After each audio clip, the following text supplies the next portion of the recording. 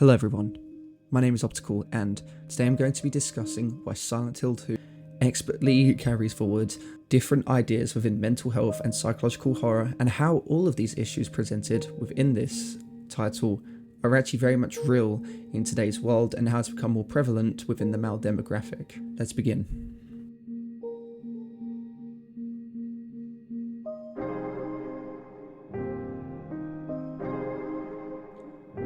After Silent Hill 1 was published in 1999, Konami decided to greenlight Team Silent to go straight ahead with its sequel. In a sequel, Team Silent didn't wish to do something based heavily around occultism and the mythology of the town. Instead, they wanted to go for something a lot more grounded and create a story about the human condition. For inspiration of this, Team Silent looked at the book Crime and Punishment by Fyodor Dostoevsky, a Russian author that published a story in 1866. This book was also handed to the Silent Hill composer Akira Yamaoka to create the soundtrack for the next game. He saw this as inspiration to really bring different themes and how it can transfer into the music aspect. Because Team Silent and Akira Yamaoka had looked at this story by Fyodor Dostoevsky, it means that they already had the groundwork provided to bring a very, very tragic story to life and do it in a way that most game publishers of that time wouldn't even think to do.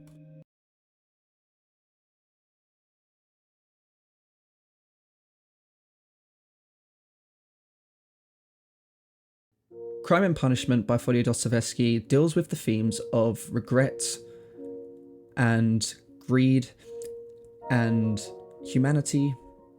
And I say humanity because in the story, the man kills someone and he deals with ultimately his own personal hell, his own psychological torture, and, you know, that loss of humanity within him after he commits a treacherous act. Then when you have those themes laid on top of a game like Silent Hill 2, which then brings in elements of lust, grief, and very intrusive thoughts and ideation, it ultimately means that you've got a story that is going to be very taboo in its subjects. So, as they got to work on the sequel, Konami and Team Silent decided to yet again bring in an everyman character, but this time spin it on its head. This character would be known as James Sunderland, and he is described as someone who is very young, possibly looking at the late 20s to early 30s, and he's got extreme elements of grief, depression, as he did become widowed from his former wife, Mary. James Sunderland is brought to the town of Silent Hill because he believes he received a letter from his former wife calling him to arrive to town. Unbeknownst to him, the letter was really going to open up a whole can of worms of dark truths, secrets, and tragic realization. As he makes his way to the town, he stops by a short forest park where he looks himself in the mirror, and you see someone who is very expressionless, someone who is very occupied by his mental thoughts. And while at the time the graphics couldn't convey that as much, you can look at the body language and his vocal tone to really see that this is a broken man. Upon James's exploration of the streets of Silent Hill, he ultimately is exploring a world that seems to be very abandoned, very run down, and almost outdated in a sense. Ultimately, he just feels a sense of isolation and pure loneliness. Upon further his explorations, he runs into a giant tall figure known as Pyramid Head. Pyramid Head is very much someone who is very well built, very tall, but very almost decayed. This later plays a key part within James Sunderland's development in Silent Hill 2. We need to also look at the next key character that was fully introduced, and that is just a character known as Maria. Maria gets a strange infatuation by James because James tells her that Maria looks exactly and talks like his former wife. When you look at James Sunderland, he's someone who is very much forgotten, who looks to have forgotten how to take care of himself. He's messy hair, his creased up jacket, and he's old boots and, you know, rough skin. He's someone who's very much looks like he is just given up on taking care of himself. And then when you add on to the idea of him running into someone that looks exactly like the woman he loved, you can understand that this is going to ultimately create a character that fails to understand how to be still very presentable. Now in Silent Hill 2, it's first of all the player is told that James' former wife Mary died of a disease 3 years prior to the events. She had fallen ill to some unknown disease, and that she had passed away after a long battle, which ultimately devastated James, and he kind of goes on to this whole exploration within the town.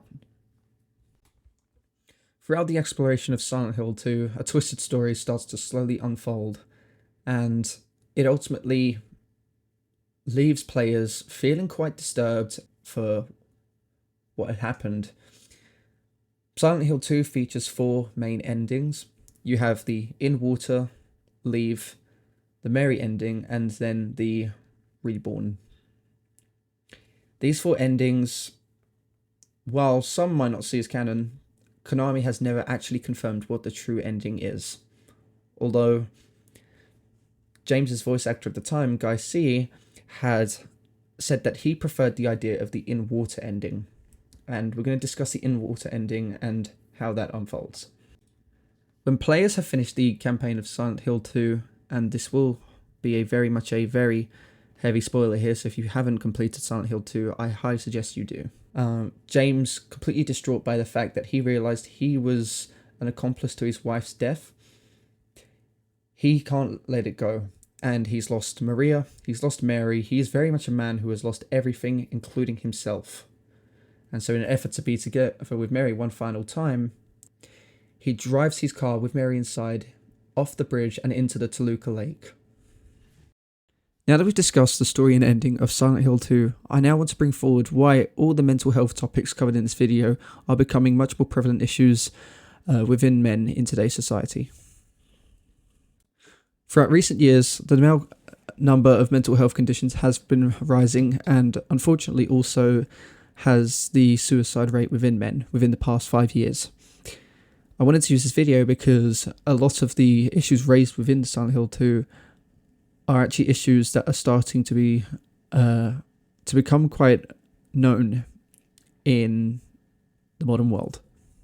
The first 2 topics that I want to cover raised by the game are of that grief and lust. So I think the grief mainly comes from, and this is an issue shared between men and women, but it is because grief has become more common factor within mental health conditions because of what happened in 2020. We lost a lot of people, and unfortunately, because there was a lack of communication between everyone, it made it very hard to try and move forward. In terms of lust, lust is a lot more common within men, and this is because men are always searching for a partner.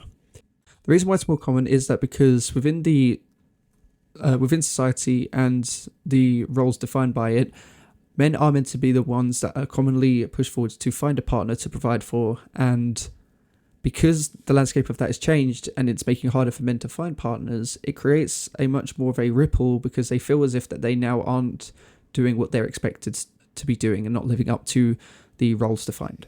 And now in terms of roles defined, this is where it comes into the men's side of things. As definitions of gender roles change throughout many years, it's more radically changed within the past 5 years.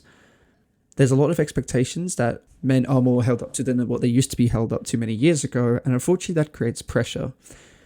As the scene changes in terms of the roles and how men should be in a relationship, it can create a level of pressure, and then because the society expects these men to be very strong leveled, it makes it very hard for men to discuss their mental health conditions, therefore creating increased problems to themselves.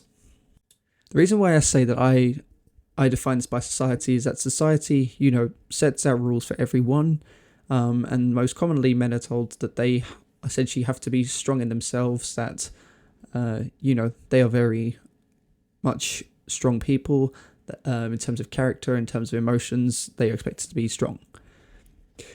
And when they feel as if they can't live up to that, it increases their emotional response, but they feel that they can't share because it then seems to them as if they've ruined their image. And that creates mounted pressure, which therefore makes their mental health worse. So again, that is why I tie this into the lust element, because men would like to have someone to provide for, and when they're struggling to find to provide that, added on top of their already predetermined issues with their mental health, it only is going to create a wider range of problems. Another common element of Silent Hill 2 is personal hell and regret. When the national close down happened, it led a lot of people to reflect upon their past actions that they might not have addressed, and are now struggling to find out the right way to address that issue and move forward with it.